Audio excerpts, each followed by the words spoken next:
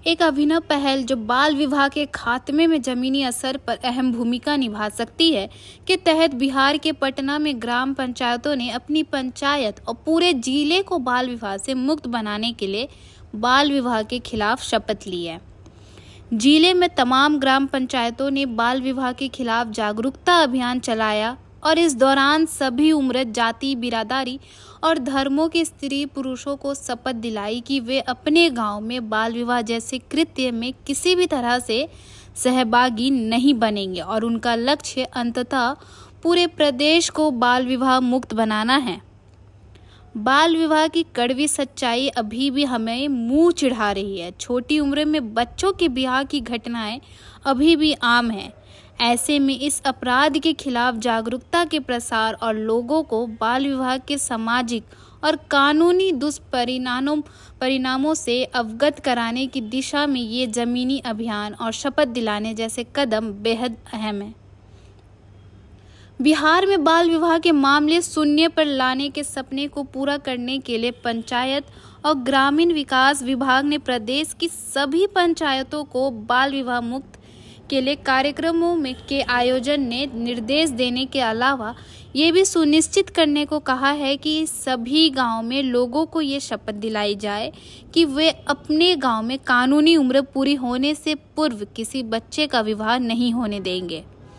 बता दें कि गांव में अभी भी बड़ी संख्या में बाल विवाह के मामले के मद्देनजर सरकार की ये अधिसूचना राज्य में बाल विवाह की पूरी तरह खात्मे की दिशा में एक महत्वपूर्ण कदम साबित हो सकता है। इस अवसर पर दानापुर केंद्र के बच्चों ने दानापुर रेलवे स्टेशन पर बाल विवाह रोकने के लिए नुक्कड़ नाटक प्रस्तुत किया। कार्यक्रम को 200 लोगों ने देखा और उनके प्रयासों की सराहना की। अभियान, शपथ रैली और जागरूकता पटना के 9 ब्लॉकों बिहटा, दानापुर, विक्रम, फतुहा, खुशरपुर, फुलवारी, पुनपुन, नौबतपुर, संपतचक में आयोजित की गई है। प्रयास संस्था जो है सो लगातार बाल विवाह की रोकथाम के लिए जो है सो अग्रसर है और इसकी रोकथाम के लिए अलग अलग जगहों पर में प्रोग्राम कर रही है। हम सबसे पहले जानना चाहेंगे मैडम, आप अपना परिचय देते हुए थोड़ा सा प्रयास संस्था के बारे में हमें जानकारी दें। नमस्ते, मेरा नाम अमरीन फातिमा है। मैं पिछले 1.5 साल से प्रयास संस्था से जुड़ी हुई हूँ। प्रयास का जो स्टार्टिंग पॉइंट था वो 34 इयर्स पहले हुआ 1988 में, जब जहांगीरपुरी में एक बिल्डिंग में बहुत मैसिव तरीके से आग लग गई थी और वहाँ पे काफ़ी बच्चे बेघर हो गए थे, इंजर्ड हो गए थे, उनके पास कुछ सहारा नहीं था। तो उनके लिए फिर एक एक्स डीजीपी अमोदकर जी जो हमारे हैं फाउंडर, उन्होंने इस संस्था को की शुरुआत की और बच्चों के प्रोटेक्शन के लिए। और उसके बाद से ओवर द इयर्स हमने बहुत सारे मुद्दों पे काम किया, सच एज बाल श्रम, बाल तस्करी, और अभी रिसेंटली हमने बाल विवाह का भी मुद्दा उठाया है और इस पे हम लोग पिछले 1 साल से काम कर रहे हैं।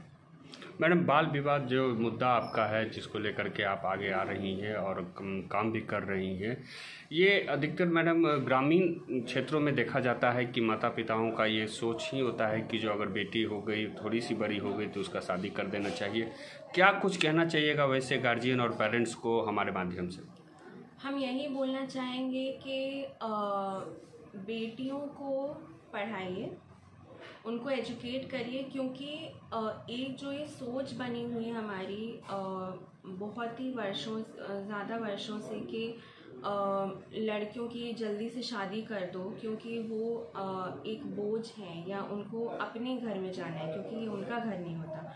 ये सारी चीज़ें अपने दिमाग से धीरे धीरे निकालनी होंगी और एक नई सोच लानी होगी हमको कि बेटियां भी उतना ही अचीव कर सकती हैं जितना कि बेटे अचीव कर सकते हैं। बेटियां भी उतना ही सहारा दे सकते हैं माँ बाप को। और वो भी डिज़र्व करते हैं, उनका भी हक है, उनका राइट है कि वो एजुकेट हों और वो भी काम करें, वो भी सोसाइटी में कंट्रीब्यूट करें। और महिलाओं का सिर्फ ये काम नहीं होता कि वो एक घर से दूसरे घर जाएं और फिर घर का ही काम करें। वो अब पुरानी सोच हो चुकी है और हमें एक नई सोच को अपनाना होगा। मैडम, ऐसा देखा जा रहा है कि जिस सरकार भी जो है सो इसके लिए बहुत ही प्रयासरत है, लेकिन ज़मीनी स्तर पे जो है सो काम नहीं हो पा रही है। ज़मीनी डोर टू डोर जो है सो इस चीज़ को लेकर के कैंपेन नहीं किया जा रहा है। आपका ये प्रयास संस्था जो है सो डोर टू डोर जा कर के अलग अलग जगहों पे कैंप लगा करके और समझाने की कोशिश कर रहा है। जनता लोग के बीच में जाने पे आपको क्या अनुभव होता है कि जो पुरानी सोच बनी आई हुई है, उस सोच को बदलना कितना मुश्किल है? काफ़ी मुश्किल है, ठीक है। इसको हम डिनाई नहीं करेंगे कि लोगों को समझाना बहुत इजी चीज़ नहीं होता। जिन चीज़ों को वो ओवर जनरेशन्स एक उनकी चलती चली आ रही है एक ट्रेडिशन, उस चीज़ को बदलना और उनको एक लॉजिक समझाना कि ये चीज़ क्यों गलत है, वो बहुत इजी नहीं होता। उनको लगता है कि हम अपने वेस्टर्न आइडियाज़ लेके आ रहे हैं या दूसरे तरीके से आइडियाज़ लेके आ रहे हैं। तो एक ये चीज़ समझाना इजी नहीं होता। बहुत सारे ऐसे रिस्पॉन्स आते हैं कि आप लोग तो बस कैंपेन करके वापस चले जाएंगे, एनजीओ वाले हैं, लेकिन हम लोग को तो एक्चुअल सिचुएशन से डील करना पड़ता है। लड़कियां, कभी कभी लव अफेयर के मामले होते हैं, लड़कियां भाग जाती हैं, या लड़कियों को कुछ भी मतलब बहुत पॉवर्टी है, वो लोग अफोर्ड नहीं कर पाते कि अपने बच्चों को सस्टेन करना, तो वो शादी करके दूसरे घर चले जाएं तो अच्छा होगा। तो एक मैं ये बोलूँगी कि उन लोग की भी गलती नहीं है, क्योंकि एक पॉवर्टी वाला जो फैक्टर होता है स्पेशली, और लैक ऑफ एजुकेशन का जो फैक्टर होता है, जब तक कि हम लोग और सरकार मिलके इन सब चीज़ों का, इन सब समस्याओं का समाधान नहीं करेंगे, तब तक कि जो रूरल लेवल की कम्युनिटी हमारी होती है, वो लोग सोचेंगे कि उनके पास और कोई ऑप्शन नहीं है, और इसीलिए वो लोग ऐसी चीज़ करते हैं, चाहे वो चाइल्ड लेबर हो या चाइल्ड मैरिज हो।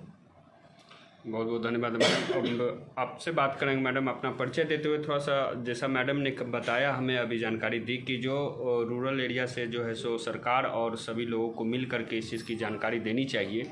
इसके बारे में साइड इफ़ेक्ट और इफ़ेक्ट क्या सही हो सकता है, क्या गलत हो सकता है, कहीं ना कहीं जानकारी का अभाव या शिक्षा का अभाव भी ये मान सकते हैं। मैडम, कितना सही मानते हैं कि शिक्षा कितना ज़रूरी है?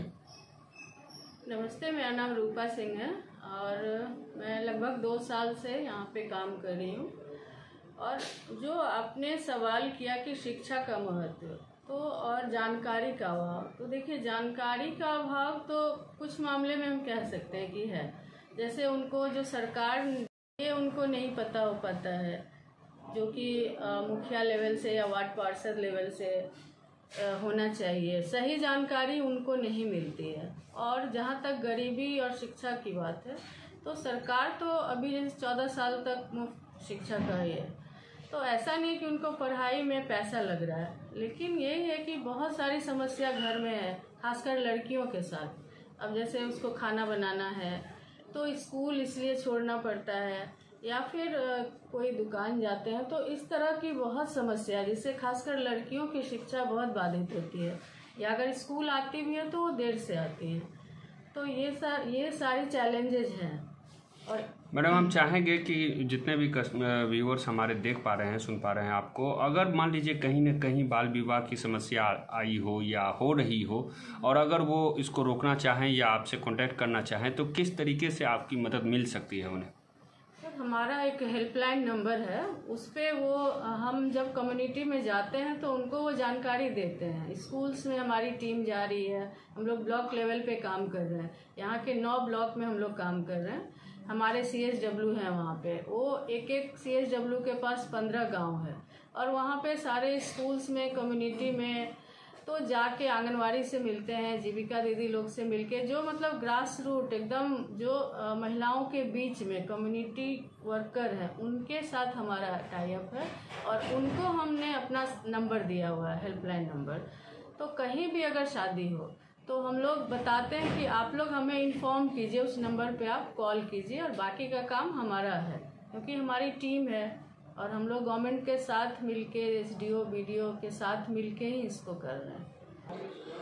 मैडम, हम चाहेंगे कि जो आप एक बार अपना जो टोल फ्री नंबर है, कंप्लेंट नंबर है, अगर जिस पे शिकायत की जा सके, सूचना दी जा सके प्रयास संस्था को, वो नंबर एक बार ज़रूर हमें बताएं।